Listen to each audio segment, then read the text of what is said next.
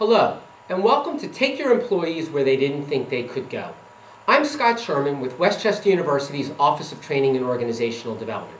Over the next 15 or so minutes, I'm going to address 5 powerful questions that are absolutely key to your departments, your employees, and your personal and professional success.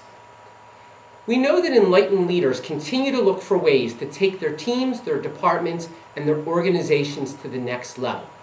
My objective today is to help you in that regard. I want to help you to boost your employees' engagement and morale, to improve the productivity and performance within your area, and to maximize your team's effectiveness. We're going to look at this from 3 perspectives. We're going to look at it from the employee perspective, from the job perspective, as well as the environment. It's absolutely key today that leaders retain their best talent, and that organizations fight to be the employer of choice, both in their geographic area as well as in their niche markets.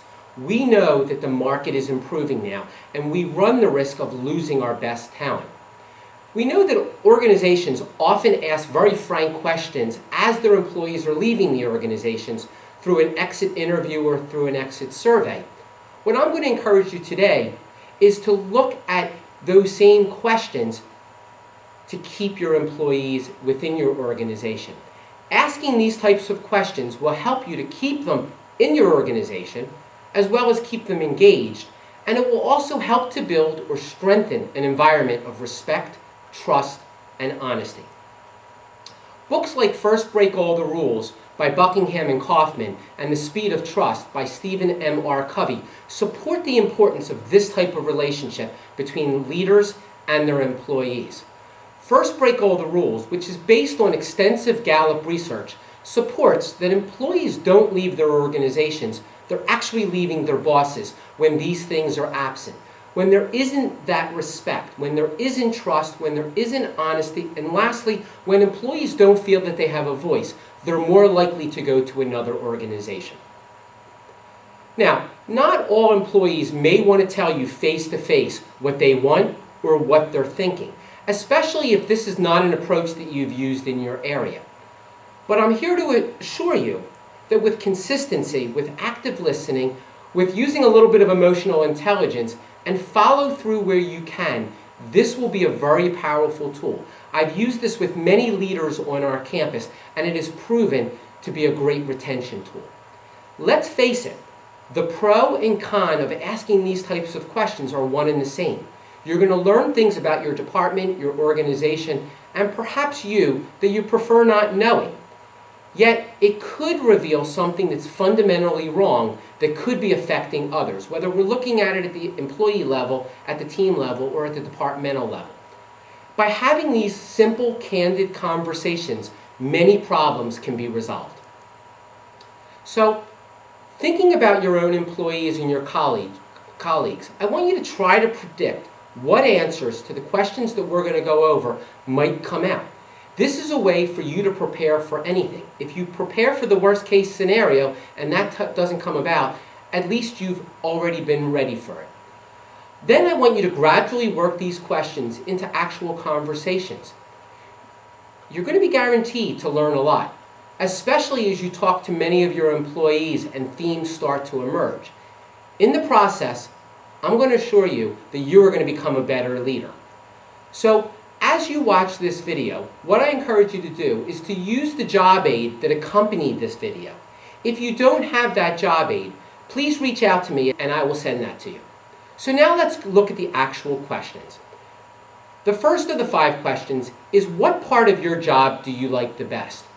We know that assigning projects and tasks based on employees' preferred and strongest skills and interests often produce the best results and ensure that your employees have job satisfaction.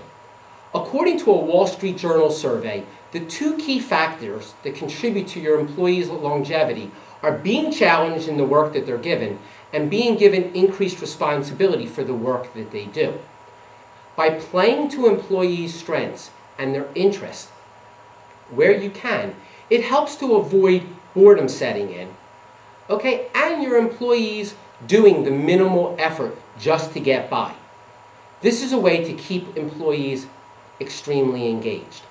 And just by example, if I'm having a conversation with my supervisor and he asks me what parts of my job I enjoy the most, and if I happen to enjoy doing projects or enjoy doing work with numbers, it would work to my supervisor's advantage when projects like that come up to be able to assign it to me. What it does is it shows me that he was actually listening to what my interests were. And there may be other employees in the area that don't enjoy doing those kinds of projects. You want to play to your employees' strengths, and this is just one way you can do that. The next question that I encourage you to ask is, what's the biggest hassle in your job? When you understand your employees' roadblocks and headaches, often you can help to reduce or even eliminate those obstacles. At the very least, it shows your employees that you're concerned about their well-being and you're empathetic to what their needs are. Employees want to know that their bosses care more than them getting their tasks accomplished. Often, we focus on working harder. And what we do is we pile more work on when there's things that have to be done. By looking at what the biggest hassles are, it opens up the conversation to learn more about the effectiveness and the efficiency by looking at our processes and procedures, our workflow, our team's effectiveness, how we interact with one another, and possibly even your effectiveness as a leader. So my question to you is, do you jump out of bed in the morning or do you hit the snooze button every chance you can? By you focusing on what the hassles are that your employees have, you might be able to free them up so that they jump out of bed in the morning and they don't want to hit that snooze button. The third question that I encourage you to ask is, what can I do to best support you? This is an absolutely key coaching question that as a leader you need to be asking. From working with many leaders on our campus, there are two important things that often come up. It's the topic of recognition and possibly feedback about you. The research often shows that people leave their employer because they haven't received the recognition that they want or the feedback on how they're doing. Now, I want to tell you right now that often people back off of this conversation because they think it has to do with bonuses and rewards. I'm encouraging you not to fear this discussion because you don't have the flexibility to throw money around. It doesn't have to be about bonuses and rewards. It has to do with acknowledgement and recognition. There are other ways that we can acknowledge employees, whether it's public acknowledgement at meetings where you let people know what they're doing well, or whether it's a handwritten note, or even an email that you send to the employee or to your team, but you carbon or copy your boss on that email. These are all highly regarded and very effective ways of showing that you care about what your employees are doing. Praise and feedback should be done on a weekly basis. If you look back and you recognize the fact that you have not recognized your employees, then you should be recognizing them on a weekly basis. Let's face it, employees crave feedback, and this is one simple way of doing that. So I encourage you to let your employees and your teams know when they've done a great job, but more importantly, what made it a great job. It's not enough to say, great job. You want to tell them specifically what they did. This way, you're actually encouraging them to continue to do their best and telling them what they did in that regard. So, as an example, if I spent hour upon hour on a certain project, and I gave it my all, but it went unrecognized, then the chances are I may not put as much effort into it the next time, more importantly, and by not knowing what I did well, I'm less likely to replicate those things that my boss may have thought were great things. Employees want to know that they're appreciated and their hard work is being noticed, and this is one way you can do it. The second thing I want you to focus on is that you may be that obstacle for your employees, and you might be totally unaware of those things happening. You need to know when to step back and let your employees do their work. Often what happens is that supervisors want to be involved, but employees want to feel that they can be trusted to get the work done. They don't need to be micromanaged in everything that they do. As a leader, when you delegate and assign those tasks to the employees, You're telling them the expectation, and then you're letting them do the work. You allow the employee to build pride in what they're doing. They're allowed to make their own decisions on their own. And let's face it, we've talked about this before. When they own it, you help to ensure the success of that project. So if that constructive feedback surfaces about you, I want you to honestly examine your behaviors. Good leaders should always stop to examine their own behaviors, especially those that may disrupt the productivity of their employees or their teams. So examples that I've heard from both employees and from supervisors is when supervisors insist that all projects and all deadlines are a number one priority. Everything is taken with that same level of priority. Or they might be hovering or micromanaging their employees. The third thing is they might interrupt their employees' workflow with additional tasks that all of a sudden came in that hit you as being important. And then lastly, providing too much or too little guidance on the assignments. I want you to consider these things and work to change them. You will find that the better boss you are, the less time that you're going to spend holding your employees' hands, and the more time that you'll have to get your own work done. It's certainly been proven that engagement, productivity, and job satisfaction improves when employees are empowered and given the responsibility to do their work. Now, if you're sitting there and you're saying, I have to hover over my employees because of their lackluster performance, what I encourage you to do is to address that behavior instead.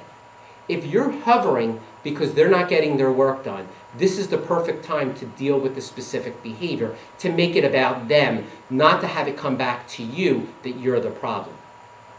The fourth question is, what would you like to be doing in 2 years? Understanding employees' career goals can help you to create a motivated workplace. People are most energized about their work, especially when they contribute to their own future success. It also opens up the conversation where you can provide stretch assignments, whether it's working on a specific project within your area or serving on university or team task forces or committees. Anything that you can do to give them some other assignments to allow them to build on their own skills and competencies. It also allows you to recommend or assign learning opportunities, whether it's because you're addressing a problem or whether you want to add new skills to help the person out. Also, by understanding where employees are and where they could be, it opens up that opportunity to encourage them to increase their own knowledge and improve their skills. What that does is it helps the whole operation to be more successful. Let's face it, we're all dealing with change. To keep up with the pace of change, the reality is that everyone should, no, actually everyone must, keep up the learning. In First Break All the Rules, they provide 12 fundamental questions that employees often ask themselves and great managers and leaders need to answer if they hope to keep their employees employed, motivated, and engaged. 3 of these 12 topics are covered in this fourth question. They focus on whether there's someone at work who encourages their development. In other words, do you provide opportunities for your staff to learn new skills and feel like they're moving forward? Whether in the past 6 months someone has talked to them about their progress. Are you providing regular reviews and feedback to help your employees with their sense of direction in their work? And then lastly, whether in the last year, whether they've been given the opportunity at work to learn and grow. Are you providing opportunities for personal and professional development and advancement? By asking these questions about where they want to be in 2 years, it helps you to build a plan for your employees. And lastly, the fifth question, where the first couple focused on the job and in the employee, this really does focus on the environment. The fifth question is, what can we do to improve the overall results or to make this department more effective? Employees do have an idea for improvement that go well beyond their individual responsibilities. That's why a lot of organizations have suggestion boxes or welcome that feedback. However, many organizations stick to their ways, especially when it comes to shared administrative tasks. It's usually because no one has the time to reinvent the wheel. But by encouraging your employees to look at your processes and look at your procedures and to try to think of more efficient and effective ways to handle tasks, especially those that eat up too much time, this often frees people up to do more meaningful and value-added work. And let's not lose sight of the fact, by looking at these and creating more efficient and effective ways of doing it, it also benefits our customers. Often, tasks just don't live with one person. So no one has the sole responsibility of finding the best way to take care of it. What I encourage you to do, and what I've encouraged managers here to do, is to find one person and assign that task to that one individual. That individual will then be motivated to find more efficient and effective ways of doing the job of the team, and that will take a huge burden off of everybody else. Also, employees want to feel that their opinions matter.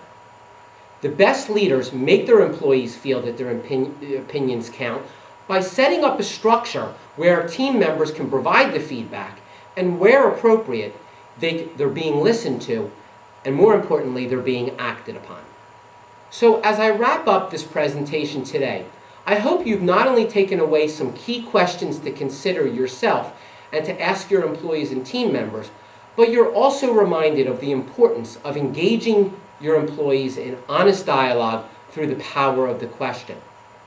I'm confident that you can make a difference in your leadership and your employees' commitment, engagement, and ultimately their individual and team performance. If you want to further discuss using any of these questions with your employees, or more important, you want to role play specific situations that you anticipate you're not sure how they might be handled, or you're not sure how it might play out, please contact me at sherman@wcupa.edu. I want to thank you for investing in yourself, and I look forward to hearing how this technique positively impacted your employees, your team, and yourself as a leader. Thank you.